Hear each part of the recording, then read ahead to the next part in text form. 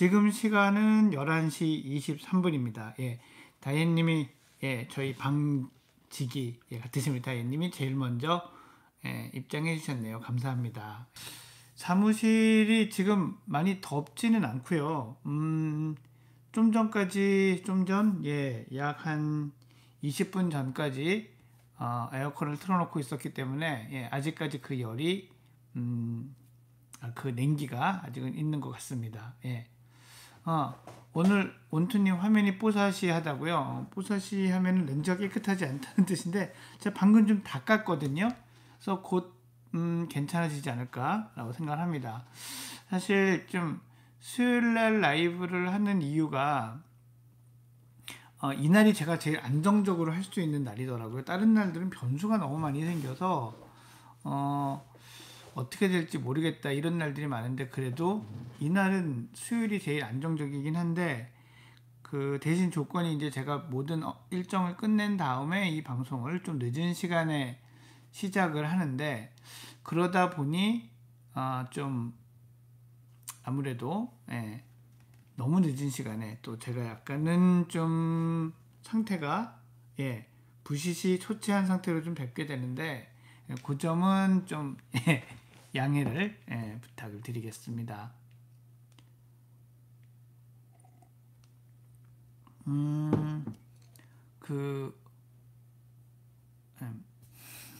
아닙니다. 같이 해주셔서 감사하죠, 다현님. 김보경 세븐님 안녕하세요. 반갑습니다. 지금은 일단 그 방을 열고 여러분들이 이제 공지나 이걸 받으시고 들어오실 수 있는 시간을 조금은 기다리고 있는 그런 시간이죠. 라이브는 처음이시라고요. 제가 라이브를 아주 열심히 오랜 시간 동안 한 건 아니니까 그러실 수 있죠. 압류 그러실 수 있습니다.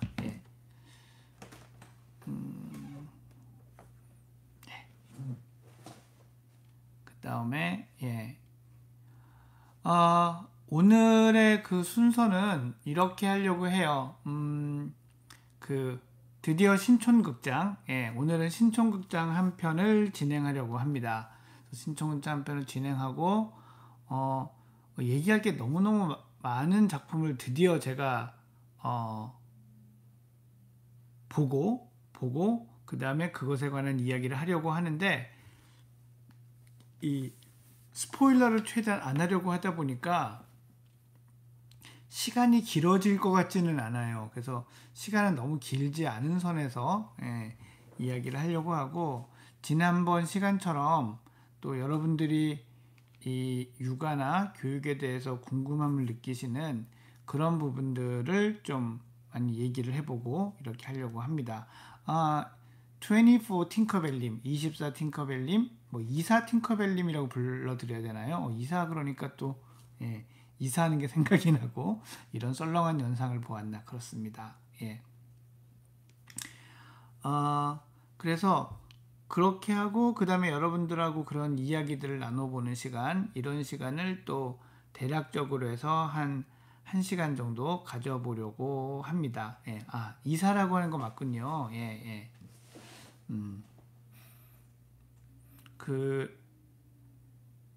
사실 지금 상황이 여러 가지로 또 학부모님들께서는 이제 2학기에 전면 등교를 한다 이런 것 때문에 반가움과 걱정이 공존하고 계시고 그러실 것 같은데 조금 코로나가 좀 잠잠해지면 이제 다음 제가 수요일날 방송할 때는 정말 그 자정을 넘을 것 같아요. 7월 1일부터는 거리두기 인원 제한도 좀 이제 줄어들고 이렇게 한다고는 하는데 과연 그게 또 어떠한 결과 어떠한 영향을 가져올지는 또 사실 걱정도 되죠.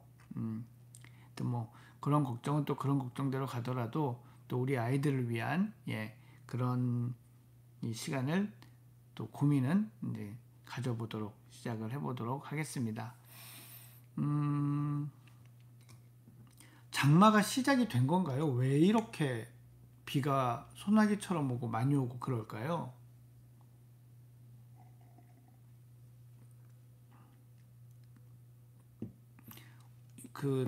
제 방의 이 창가 쪽, 지금 여러분이 보시는 이 블라인드 쪽은 창이에요. 그래서 바깥에서 햇볕도 들어오고 때로는 추위도 들어오고 더위도 들어오고 시끄러운 소음도 올라오고 합니다. 예. 그래서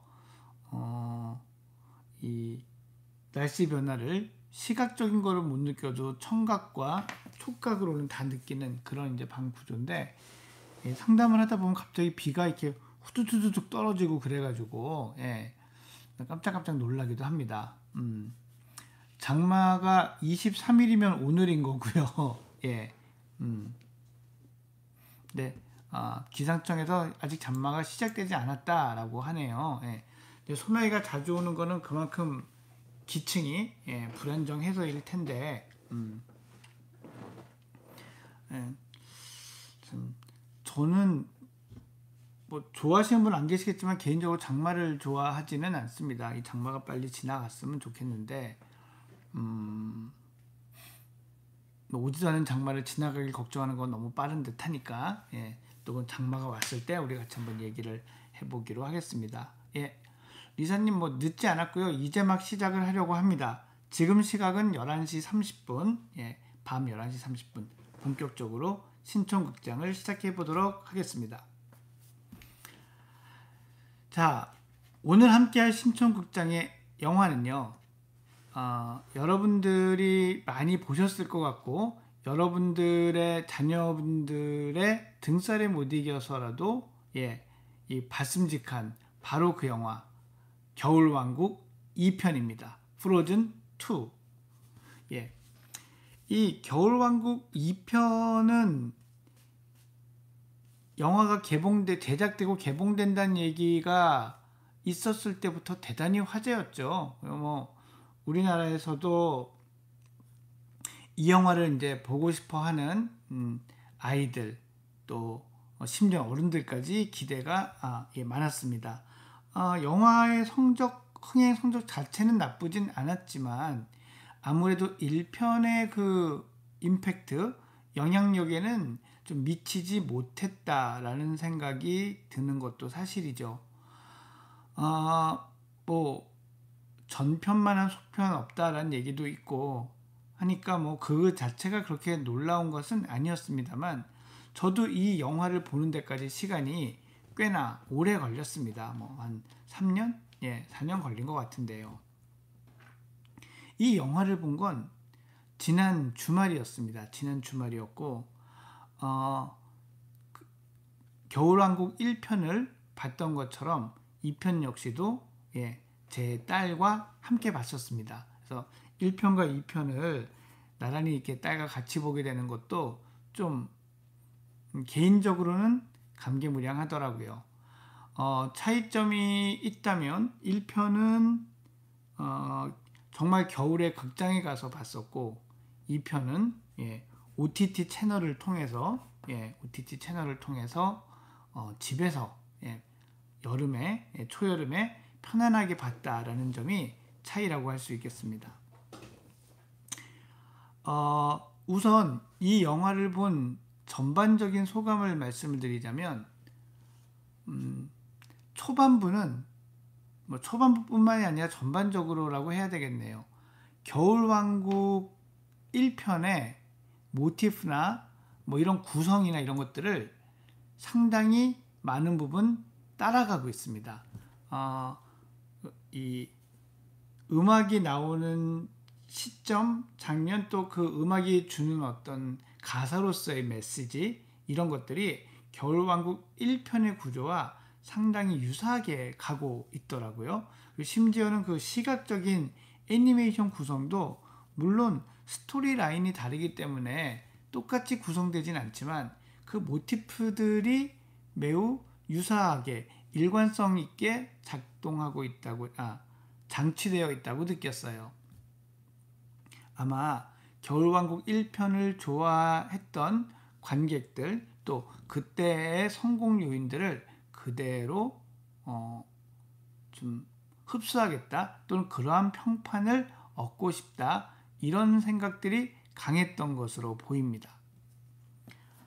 또 하나는요, 또 하나 제가 특징적으로 느낀 건 저는 볼 때 이렇게 생각을 했었어요. 그때 정말 유치원 초등학생들한테 이게 난리가 났었거든요. 뭐 엘사 코스튬 플레이부터 시작해서 왜 이렇게 똑같이 옷 입고 하는 거, 뭐 꾸미기, 색칠하기 이게 난리가 났었는데 과연 이번에는 어떻게 해서 그들의 마음을 얻을 것인가 라고 생각을 했었는데 애니메이션을 보고 제가 느낀 거는요. 그 동일 연령대의 관중을 노린 게 아니고요. 제 느낌은 그 영화를 봤던 어린이들을 노렸어요. 무슨 얘기냐면 이 아이들이 2014년인가에 이 프로즌 1을 보고 나서 그로부터 몇 년이 지난 다음에 5년 6년 지난 다음에 이 영화를 보게 되는 거거든요. 그러니까 그 사이에 큰 아이들의 정서, 관심을 대변하는 그런 영화였다라고 생각이 들었어요. 그래서 생각해보면 프로즌2가 개봉한 다음에 영화평이나 기사들이 너무 어둡다. 이게 어린이들을 위한 것 맞냐? 오히려 청소년들이 그 좋아할 만한 그런 내용이다 라고 이야기를 하는 그런 내용 말들이 있었는데 이게 이해가 되더라고요. 저는 정말 강력하게 느꼈어요. 이거는 그때 1편 보고 좋았던 어린이들아 다시 와. 난 너희들만 다시 와줘도 좋겠어. 다시 와줄 거지. 이런 생각을 가지고 있었고 그들이 왔을 때 공감할 수 있는 그런 영화를 만들었다라고 생각을 해요. 그만큼 겨울왕국2는 그 색조나 그 갖고 있는 메시지가 생각보다는 무겁다라는 생각이 듭니다. 그래서 개인적으로는 언니나 형아가 겨울왕국을 좋아했으니까 우리 둘째도 이 겨울왕국2를 좋아할 거야 라고 보여줬다가는 상당히 반응이 안 좋을 수 있겠다. 그런 생각이 들었습니다. 이 영화는 저는 상당히 좀 그 10살에서 적어도 11, 5, 6살 사이에 이런 미드 틴들이 보고 생각하고 할 게 많은 그런 영화가 아닌가라고 생각이 들었습니다. 영화의 스포일러를 하지 않는 게 이 신청극장의 모토인데 막상 하다 보면은 뭐 스포일러 투성이가 되죠. 그 스포일러 투성이가 되는데 그래서 최소한으로 하고 말씀드려보자면 이 영화를 보고 나서 같이 본 저희 딸이 한 얘기가 있습니다. 그 이야기는 이 영화의 거의 그 후반부 절정부에 나오는 이 노래 한 노래 제목은 Next to Right Thing, Next to do right thing. 그러니까 다음에 해야 할 옳은 일이라는 제목인데요. 이 노래를 안나가 부릅니다. 이 엘사의 동생이죠. 동생이 부르는데 그 장면에서 주제의식이 고스란히 다 드러난다라고 이제 이야기를 해줬습니다. 뭐 주제의식이라는 단어를 쓰진 않았지만 이 어린 시절에 무언가 다 할 수 있을 것 같고 내가 대단한 사람인 것 같고 하던 그런 느낌이 청소년기가 되면서 사라져 가는데 그렇게 사라지면서 많은 좌절도 오고 의기소침해지는 그런 면도 있는데 그런 사람들에게 무엇을 어떻게 해야 되는지를 말하고 싶은 그런 이야기가 저 노래에 담겨 있는 것 같다라고 저한테 이야기를 해주더라고요. 그래서 저는 정말 많이 공감을 하면서 들었습니다. 이 캐릭터 자체를 보면 엘사는 1편에 비해서 무척 많이 순화가 됐습니다.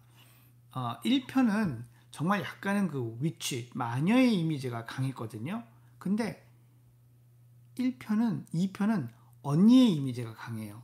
뭐 제가 비주얼하게 하나하나 분석을 하지는 못했습니다만 여러분이 보셨다면 공감을 하실 텐데 1편보다는 약간 이 화장도 옅어지고 이 장식, 액세서리도 덜 화려해지고 심지어는 치마도 아닌 바지, 레깅스죠. 네, 레깅스 룩을 보이고 맨발의 톤도 선보이게 됩니다. 예. 그런 것들을 보면 섹시함이나 그것을 통해서 표방하고자 했던 강력한 파워 대신에 가족 구성원, 예, 또 한 사람 이런 식의 그 생각을 컨셉을 엘사에게 부여한 것 같아요. 반면에 아나는 제 기억으로는 1편보다 키가 작았습니다. 1편은 엘사가 힐을 신고 2편은 안 신어서였는지 키 차이가 꽤 있어 보였는데 2편에선 키 차이가 거의 없어요. 그래서 안나도 1편의 엘사 못지않은 동등한 주인공으로 격상시키기 위한 시각적인 장치가 아니었나라는 생각이 들었습니다. 그만큼 이제 이 캐릭터상의 변화도 눈에 띄었었죠. 영화 장치에 대한 이야기들을 좀 말씀을 드리자면요. 저는 이 영화 전체가 정말 인사이드 아웃과 비슷하게 소아기어, 아동기어 안녕, 청소년기로 나는 이제 가고 청소년기를 통해서 어른으로 갈 거야 라고 하는 그런 메시지를 영화 전체에서 담고 있다고 생각을 했어요. 아마 영화 예고편을 보시거나 영화를 보신 분들은 알겠지만 이 마법의 숲이라는 배경이 매우 중요한 주요 무대로 설정이 되는데 이 이 마법의 숲에 대해서 올라프가 이런 말을 하죠. 이 마법의 숲은 변화의 장소, 트랜스포메이션이 일어나는 장소다라고 이야기를 합니다. 트랜스포메이션, 우리 트랜스포메이션 하면은 그 로봇들이 차로 변하고 막 자동차가 로봇으로 변하는 이 영화 트랜스포머를 생각을 하지만 사실 트랜스포메이션을 생물학적인 관점에서 보면 변태입니다. 요즘 사회 문제가 되고 있는 그런 변태가 아니라 완전히 태를 바꾸는 거죠. 무슨 얘기냐면 애벌레가 나비가 되는 이런 변태가 일어나는 것, 이걸 트랜스포메이션이라고 하는데 이게 일어나는 곳이라는 거죠. 즉 양적인 변화가 아니라 질적인 변화가 일어나는 공간이다라는 것이 이 마법의 숲에서 말하고자 하는 거고, 이 마법의 숲은 어린 시절에서 소아기에서 청소년기를 거치면서 성인으로 넘어가는 그런 트랜스포메이션이 일어나는 공간이다라고 상징되고 있다라는 것을 좀 느낄 수 있었습니다. 그래서 그렇게 대입해 놓고 보면 그 안에서 일어나는 일들, 거기서 얘기하는 것들이 또 좀 다른 각도로 보이실 수 있을 거라고 생각을 합니다.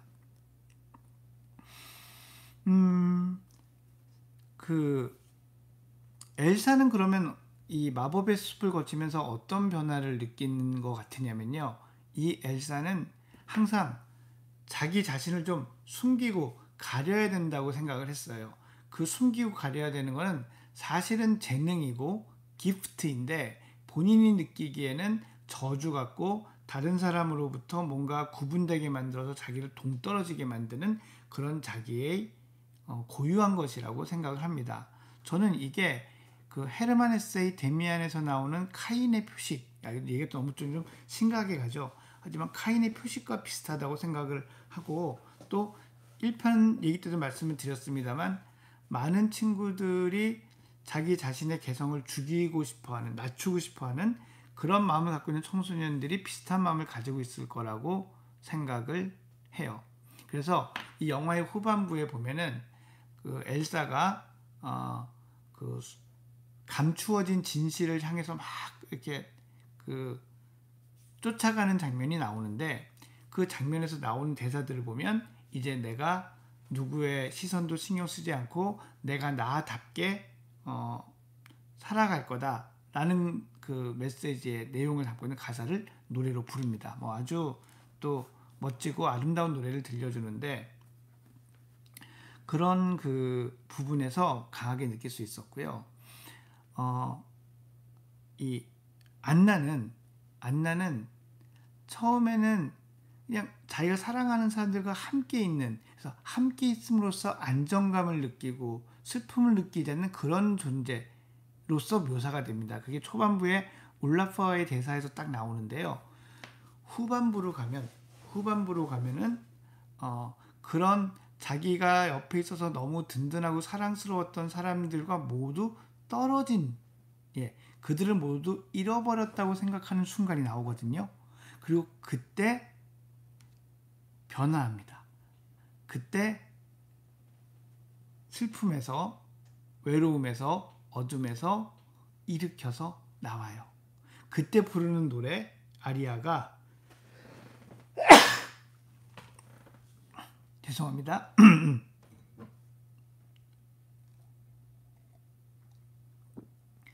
그때 불렀던 뮤지컬의 아리아와 같은 게 Next to Right Thing이라는 노래입니다. 저 정말 제 개인적인 반응이지만 그 음악이 딱 끝났을 때 제가 TV 보고 있다가 박수를 막 쳤어요. 왜? 뮤지컬 보고 있다가 뮤지컬에서 멋진 넘버를 가수들이 딱 부르고 나면은 박수 치게 되잖아요.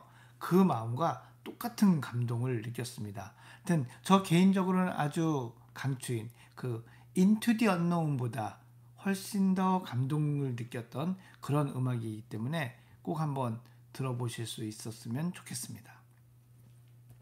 자, 신촌극장은 캐릭터의 강점에 대해서 이야기를 하는 그 시간이죠. 그래서 이제 그 캐릭터에 대한 강점을 이야기를 하려고 하는데 1편에 비해서 엘사는 대단히 평면적인 캐릭터를 연기합니다. 이 엘사는 용기를 가지고 있는데 이 용기를 가지고 이제 브레이버리라고 그래요. 용감. 숲의 정령들하고도 싸우고 또 그 과거에 후반부에 가면은 이 진실과도 맞서 싸우고 다 맞서 싸워요. 다 맞서 싸우는 용감함을 보이는데 그 내면에는 두려움이 있어요. 나 때문에 나쁜 일이 일어날 것 같다는 두려움, 또 내가 뭔가 특별하게 다른 사람을 불편하게 만드는 존재라는 생각들, 이런 것들을 계속 가지고 있는 그냥 그런 존재로서 쭉 나와요. 물론 나중에 포지션이 변하는데 그거는 또 스포일러가 되니까 제가 자세히 말씀 안 드리겠지만 캐릭터의 면에서 보면 1편보다는 좀 평면화됐다. 그리고 용감함이라는 걸 계속 보여주고 있는데 안나는 1편보다 무척 풍성해졌어요. 우선 안나의 캐릭터의 강점의 특징은 사랑입니다. 초반부터 중반, 후반을 거쳐서 안나가 행동하는 모든 것에는 사랑이라는 것, 가족에 대한, 내 사랑하는 사람에 대한 사랑이라는 것이 쭉 깔려 있습니다. 디즈니 영화가 표방하는 바가 그렇듯 이 안나야말로 그런 디즈니 영화의 캐릭터와 디즈니 영화의 어떤 자기들의 정신에 가장 부합하는 그런 캐릭터죠.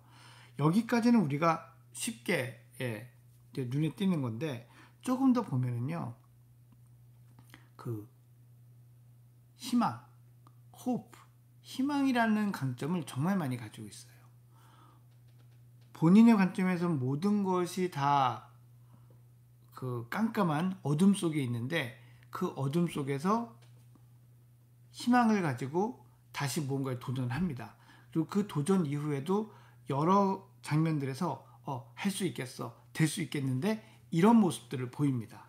그래서 가장 어려운 순간에도 변화할 수 있는, 또 해야 할 일을 할 수 있는 그러한 캐릭터를 가졌다는 게 또 이 안나의 상당히 훌륭한 점입니다. 그 다음에는 제가 아까 말씀해 드렸던 next to right thing, 그러니까 다음에 해야 할 옳은 일, 다음에 해야 할 일, 이런 것을 끈기 있게 한 발 한 발 해나가는 모습을 보여주거든요. 저는 이 영화를 본 다음에 한 3일 동안 제가 상담을 하면서 2명의 학생들에게 이 영화를 볼 것을 권했어요. 한 명은 벌써 봤더라고요. 그런데 아무 감흥이 없어요. 그냥 엘사가 열심히 뛰어다닌 것밖에 기억나는 게 없다. 이런 얘기를 하는데, 그래서 제가 그 아리아 부분을 언급하면서 잘 들어보라고 얘기를 했습니다. 만약에 여러분 주위에 이제 더 이상 희망이 없다, 뭘 해야 될지 모르겠다, 모든 것이 너무 절망적이다 라고 생각하고 슬퍼하는 그런 학생, 뭐 중학생, 고등학생, 어쩌면 좀 10살 정도 이상 되는 초등학생이라면 이 영화를 꼭 한번 같이 보거나 할 가치가 있다고 생각하고요. 그때 엘사보다 안나에 대해서 잘 관심을 가지고 보라고 좀 권유를 해주시면 훨씬 더 많은 것들을 느낄 수 있지 않을까라는 생각을 합니다. 마지막으로 안나의 캐릭터에서 제가 얘기하고 싶은 건 공정입니다. fairness. 이건 이제 정의에 대한 이야기인데요.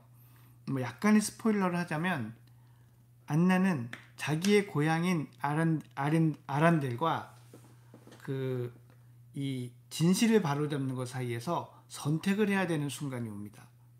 그 선택을 해야 되는 순간에 내 출신, 내 고향에 얽매이지 않고 지금 해야 될 일이 어떤 것이 옳은 결정인가에 초점을 맞춥니다.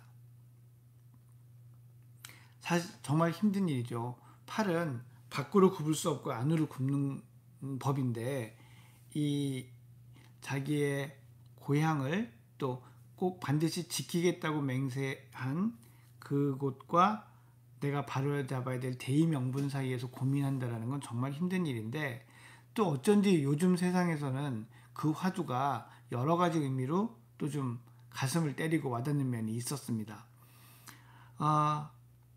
가볍지만은 않은 영화 겨울왕국 프로즌 2, 겨울왕국 2 너무 어린아이들이 보기에는 뭐 유치원생이 보기에는 좀 어둡고 무거운 느낌이 있을 수 있습니다. 그래서 혼자 보게 하는 것보다는 같이 보실 것을 좀 추천을 드리고요. 초등학교 한 3학년 정도 이상의 자녀들을 두신 어머님들이라면 부모님들이라면 한번 다시 찬찬히 보시고 생각과 느낌을 서로 이야기해 보시기에 좋은 영화가 아닌가라고 생각을 합니다.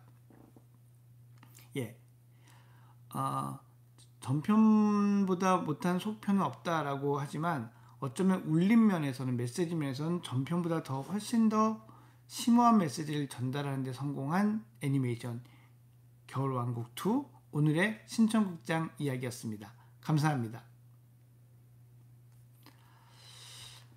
자,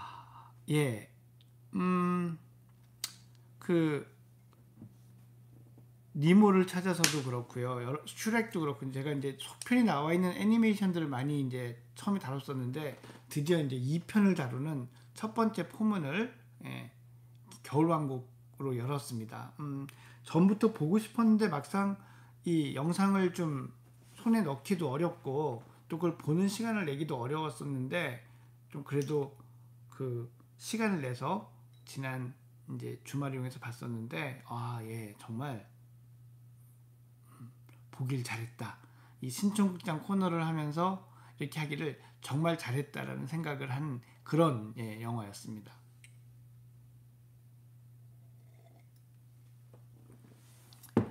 자, 제가 영화 이야기를 하느라고 그동안은 댓글창을 사실 잘 안 봤는데 그동안에 이제 올라왔던 댓글창 쭉 한번 보겠습니다.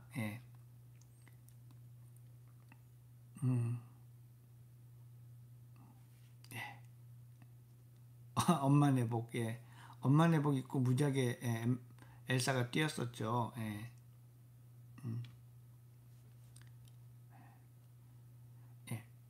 바지 입은 주인공이 나와서 좋았다고 그런 말씀도 해주셨습니다. 다이앤님이 프로즌2 다시 한번 보고 싶네요. 제 분석 덕이라고 하셨는데 그렇게 호기심이 생기셨다면 저도 정말 기뻐요. 그리고 그런 관점들 가지고 다시 한번 보시는 것도 새로운 재미가 좀 있으실 겁니다. 겨울왕국 1, 2를 몇 번씩 보셨다고 하셨는데 아마 그러셨으면은 그 플로우가 쭉 기억이 나시면 제 이야기도 금방금방 좀 이해가 되실 텐데 또 이 초점이 다르면 전혀 다르게 좀 보게 되죠.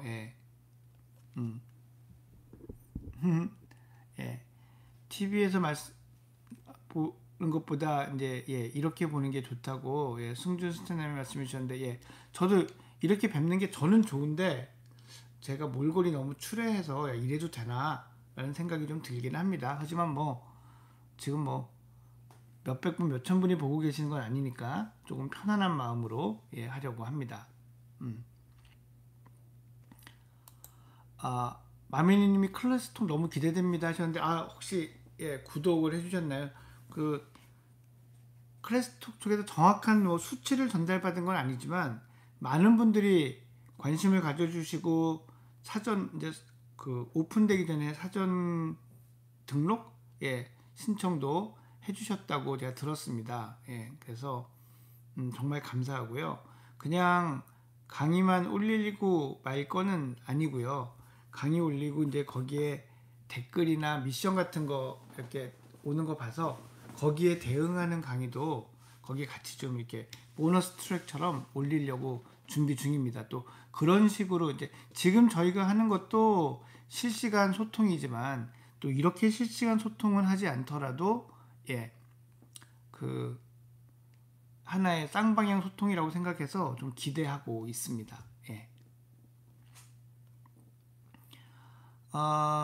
질문들 올라오신 것들 조금 볼까요? 박래훈님 질문이 저 위에 있었어요. 맞아요. 손살을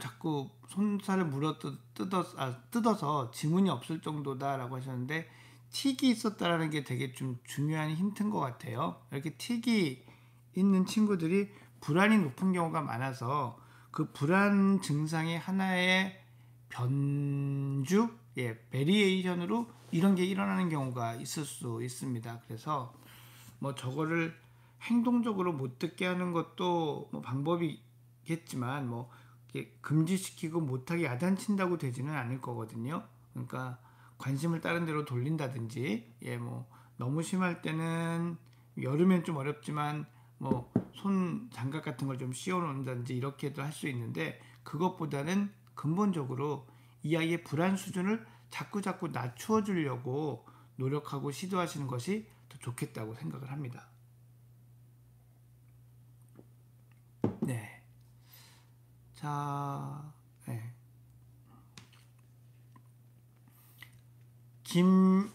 윤영님이 초등학교 5학년 남자아이 엄마입니다 하셨습니다. 올해 4, 5월경에 사춘기가 갑자기 와서 올 초말에도 안아주고 엄마와 같이 잔다고 하던 아이인데 자기 방을 통제구역으로 만들었고 문 잠그고 노크하지 않으면 들어오지 못하게 하고 있다 해서 근데 아이가 엄마가 싫어하는 걸 일부러 하면서 반항을 하고 있어서 어떻게 대응을 해야 하는 건지 모르겠습니다 라고 하셨습니다. 너의 반항이 속상해하고 있다는 걸 표현하는 게 맞는 건지 모르겠어요 하셨는데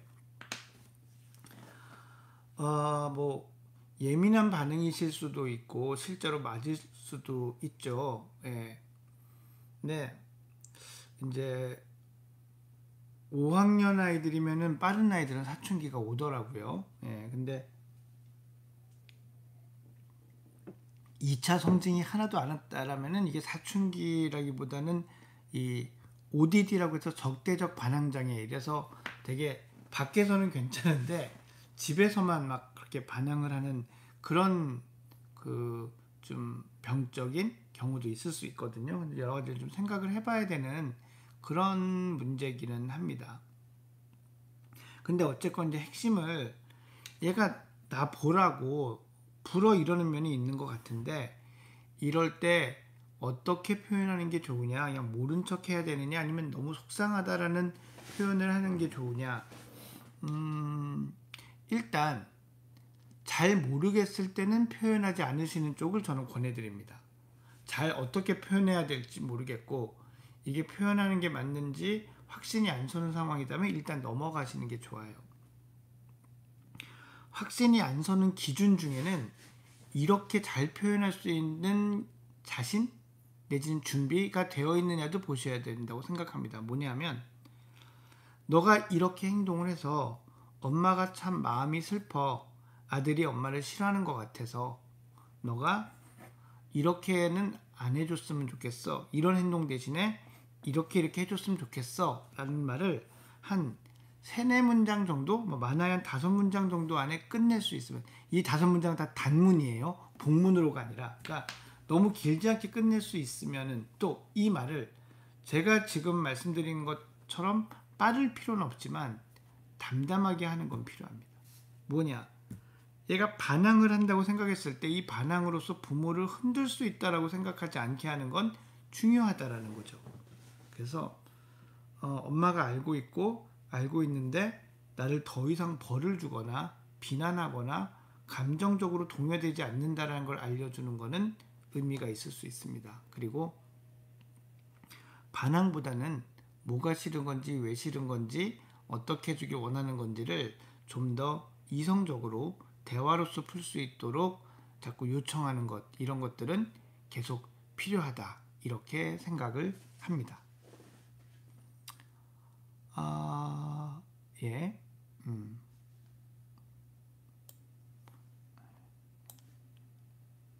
마메니님이 바로 또 동참을 해주셨는데 감사합니다. 예. 미션은 되게 대단한 거 아니에요. 대단한 거 아니고 그냥 같이 했었다,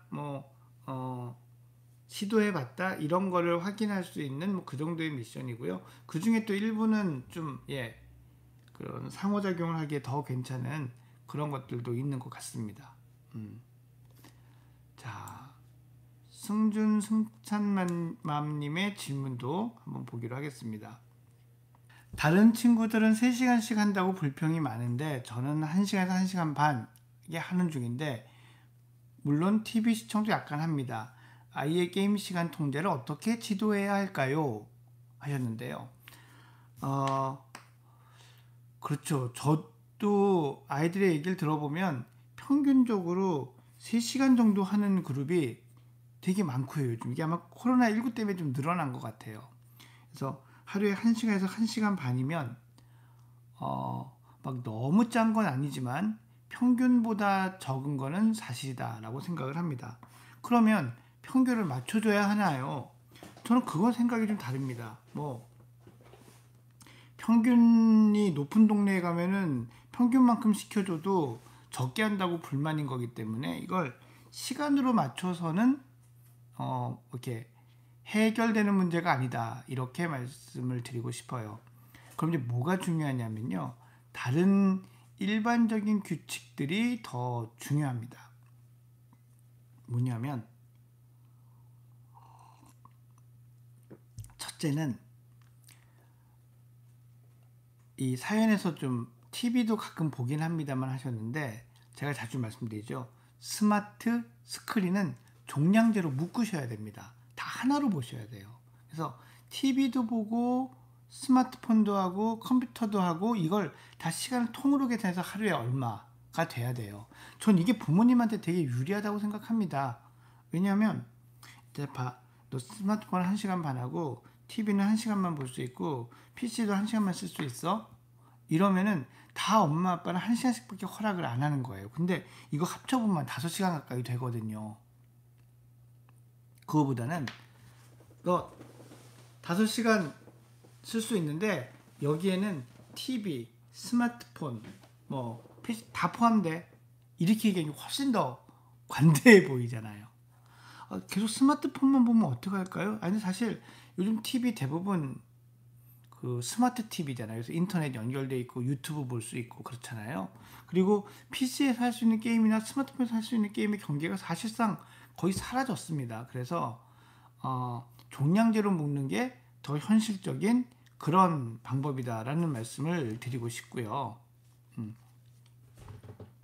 그리고 또 하나는 이 쓰는 시간보다 사용하는 장소가 사실 중요합니다.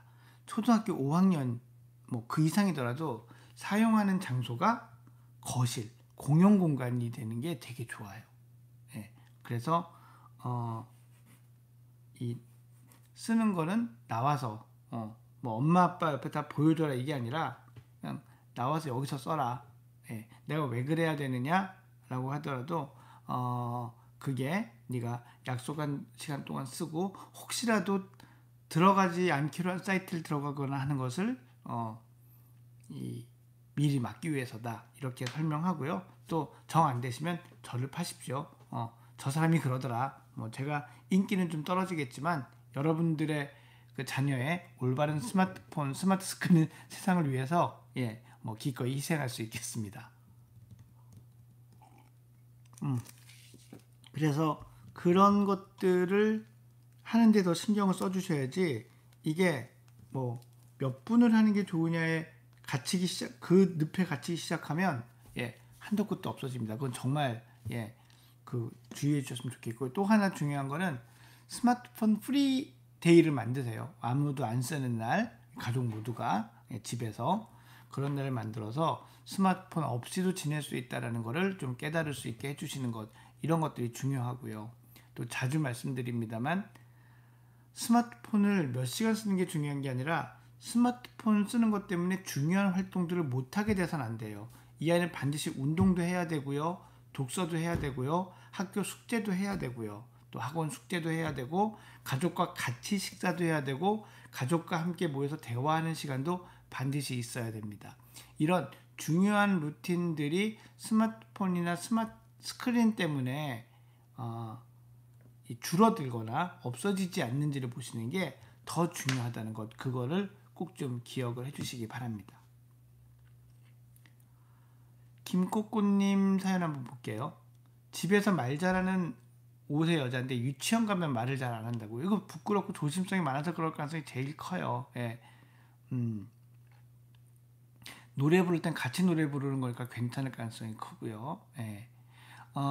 하원하고 친구들하고 어울리는 시간을 갖고 있는데 이렇게 하면 점점 좋아질 겁니다. 그리고 이게 조심성이나 부끄러움이 커서 그런 건데, 자신감이 많아지면 점점 사라지기 때문에 이 정도의 편차, 이 정도의 모습이 그 뒤에까지 큰 어떤 문제가 되는 거, 저는 사실 많이 보지 못했습니다. 그래서 괜찮을 가능성이 더 큰 것 같아요.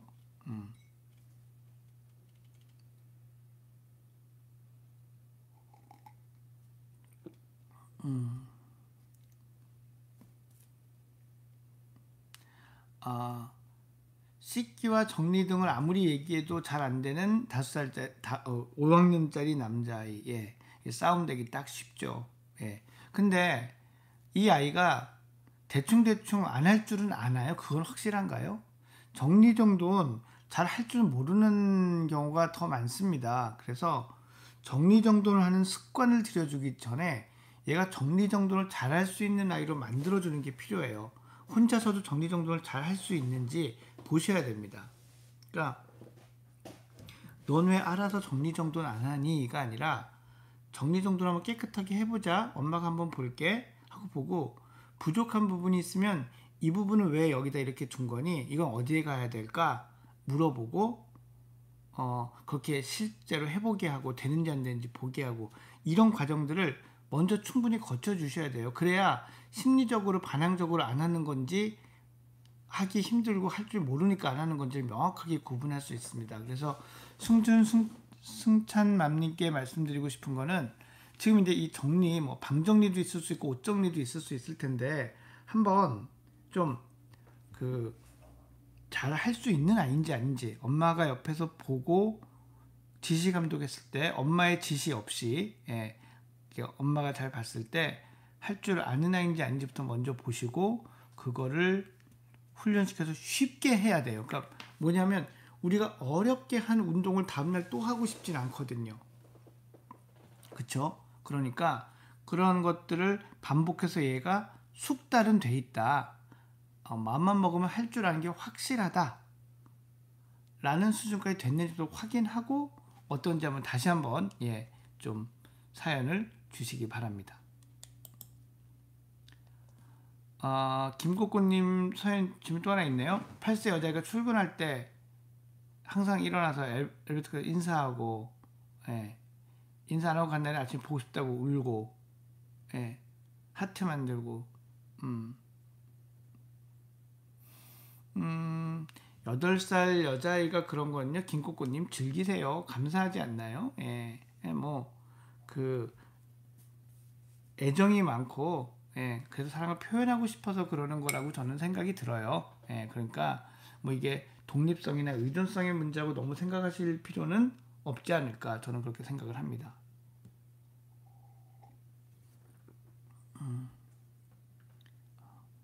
그 친구들하고 잘 못 어울리는 것 같은 증거가 확실히 있는지 한번 보세요. 예, 그렇지 않으면 이 자체는 뭐 너무 걱정하실 거는 아니라고 생각을 합니다.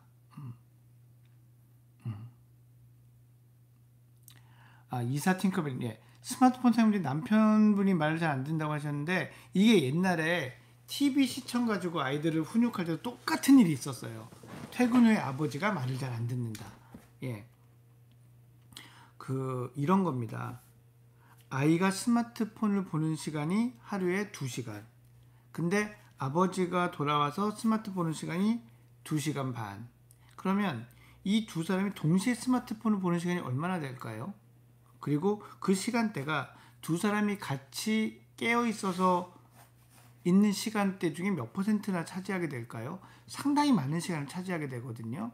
그래서 부모 자녀 관계 대화가 더 줄어들게 되는 큰 이유가 됩니다. 그래서 자녀의 스마트폰 활용을 좀 통제하거나 모범을 보이고 싶다면 부모님의 습관이 정말 중요합니다. 여기에는 어머님들의 사용 습관도 똑같이 영향을 주는 겁니다. 그러니 고통이 똑같이 생기겠죠. 그래서 동참해 주셔야 됩니다. 정말 이사 팅커벨 님의 말씀 정말 저도 깊이 공감합니다. 자, 12시 10분까지 질문선 다이앤님이 또 이렇게 표시해 주셨는데 오늘은 뭐 질문이 많은 편은 아니네요. 그래서 이 정도까지 그걸 하면은 될 것 같아요.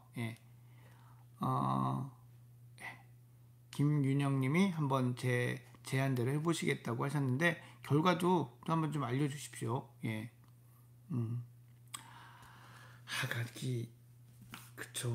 유튜브 영상이 책보다는 좀 더 이제 항상 손에 있고 가까이 있고 해서 좋긴 한데 이렇게 걱정이 되면 걱정되는 것 때문에 자꾸 이렇게 찾아보시잖아요. 이렇게 자료는 정말 엄청나게 많고 그러니까 한번 선택적 한 것 중에 꽂혀서 계속 그 영상들을 보고 있으면 틀림없이 우리 애가 그런 것처럼 느껴지는 순간이 오기도 해요. 그래서 근데 그런 지식들을 접하고 의심을 해보시는 건 좋지만 정확한 판단은 반드시 전문가와 하시도록 하시기 바랍니다.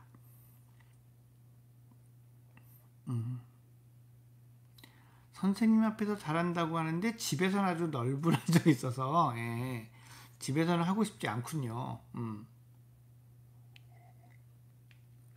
하지만 어느 선으로 잘하는지 꼭 한번 확인을 해봐 주십시오.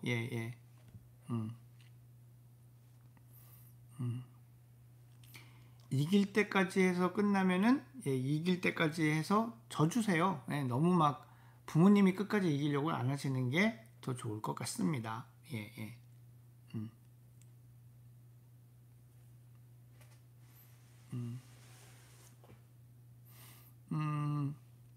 뭐 뒤에 질문이 많지 않는다는데 질문이 올라오고 있으니까 이 두 분 질문까지는 한번 들어볼까요? 승준수자매님이 이제 회초리를 들어서 훈육한 적이 있는데 그때 얘기라고 엄마 미워하는데 어떻게 해야 마음을 풀어줄 수 있을까요? 사과하셔야죠. 그때 회초리 든 건 엄마가 또 후회한다, 잘못한 것 같다, 미안하다 라고 해주시는 게 좋습니다. 근데 만약에 회초리를 들었는데 그거 별로 미안하지 않으시면 거짓 사과는 하지 마십시오. 그거는 뭐 통하지도 않고 의미도 없고 그냥 대신 얘네들한테도 미워할 자유는 주셔야 됩니다. 나는 사과하지 않겠지만 너희는 마음을 풀어라. 이건 좀 아니지 않습니까? 그죠? 그러니까 그런 얘기에 대해서 풀어주고 싶고 내가 그때 회초리를 들었던 건 좀 감정적이었다라고 생각이 든다면 그 부분에 대해서는 사과를 하시는 게 좋습니다. 그래야 이 아이들이 커서 자신들의 실수나 잘못에 또 그렇게 사과를 합니다. 아이들이 사과를 안 하고 크는 거는 어려운데 잘못할 때 또 사과를 안 하는 것에 대해서 부모님이 더 많이 걱정하시고 더 많이 속상해 하시기도 하거든요. 그러니까 그런 것들이 좀 안 생기게 하려면은 부모님이 사과하시는 모델을 보여주는 것도 저는 좋은 부분이다라고 생각을 합니다. 초일 여자인데 눈만 마주친 포켓몬 얘기예요. 저는 게임에 흥미도 없고 캐릭터 잘 모르겠는데 이 대화가 너무 불편해요. 어떻게 통제를 해야 될지 모르겠고 무조건 거절하기에는 아이의 감정을 무시하는 것 같고 어렵네요. 라고 하셨습니다. 그래도 김명선님은 그거는 좀 공감하시지 않을까요? 아이가 공부에 흥미가 없으면 어떤 심정이 있구나. 수업을 들을 때 선생님이 이야기를 하라고 할 때 그죠? 예, 딱 그런 느낌일 겁니다. 예. 하지만 그래도 아이와 부모 중에 누가 먼저 변해야 하냐고 한다면은 부모가 그래도 먼저 변하는 게 좀 맞겠죠. 그래서 저는 게임에 흥미가 없는 거는 뭐 성향이고 취향일 수 있는데 캐릭터는 알아갈 수 있거든요. 또 캐릭터를 알면 또 없던 관심도 좀 생기기도 합니다. 청소년들은 이거를 영업이라고 부르더군요. 그래서 그렇게 아이가 부모에게 영업을 좀 할 수 있도록 그 캐릭터에 대한 얘기도 들어보고 물어보고 또 관심 있게 보고 하는 거를 해주셨으면 좋겠어요. 이게 유대감을 형성하는데 정말 좋거든요. 지금 초등학생 때까지는 굳이 이렇게까지 하지 않아도 어렸을 때 젖 먹여주고 기저귀 갈아주고 스킨십 하던 유대감으로 계속 갈 수 있습니다. 아이들도 매우 의존적이고요. 현재까지는. 하지만 10살 넘고 12살 가서부터 독립적이 될 때는 이런 유대감이 연결되고 있느냐 아니냐가 상당히 중요합니다. 그러니까 조금 더 힘을 내고 노력을 해주시기 바랍니다. 예. 예, 오늘 질문에 대한 얘기는 이제 여기까지 하기로 하고요. 미워할 자유에 대해서 또 깊이 공감해 주셔서 예, 대단히 감사합니다. 예.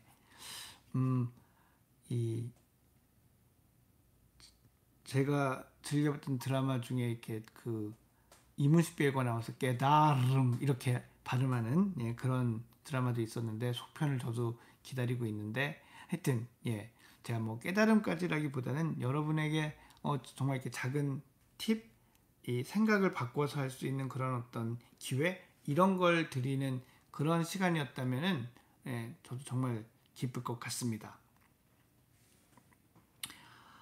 예, 늦은 밤까지 지금 시간이 12시 18분입니다. 뭐 약 1시간 정도 시간이 흘렀는데 이 늦은 시간까지도 저와 같이 이 시간을 함께 해주셔서 대단히 감사하고요. 큰 화면으로 보이는 제 몰골이 사뭇 초췌한데도 불구하고 예, 또 함께 같이 해주셔서 대단히 감사하고요. 또 다음번에는 더 많은 식구들과 또 많은 분들과 함께 했으면 좋겠고요. 제 영상이나 제가 얘기하는 부분에 대해서 마음에 드시는 부분이 있다면 예, 좋아요도 많이 눌러주시고 예, 또 그렇게 또 나중에 이 녹화본 보시게 되면은 예, 댓글도 많이 달아주시고 예, 그렇게 해주시면 예, 저도 되게 힘이 되고 감사할 것 같습니다. 예. 각구름빵님도 예, 잘 주무시고요. 예, 이사 팅커벨님도 예, 좋은 밤 되시기 바랍니다. 예. 김영님이 아이들이 정신없게 굴었다고 했는데 시간이 아직 정신없게 굴면 좀 안 되는 시간인 것 같은데 아직도 잠을 안 자나요? 예, 예, 예. 아무쪼록 예, 좋은 밤 되시기 바라고요. 저도 일주일 건강하게 잘 지내고 예, 6월의 마지막 밤, 7월로 넘어가는 예, 그런 밤에 다시 찾아뵙도록 하겠습니다. 예, 여러분 안녕히 계세요. 좋은 밤 되십시오.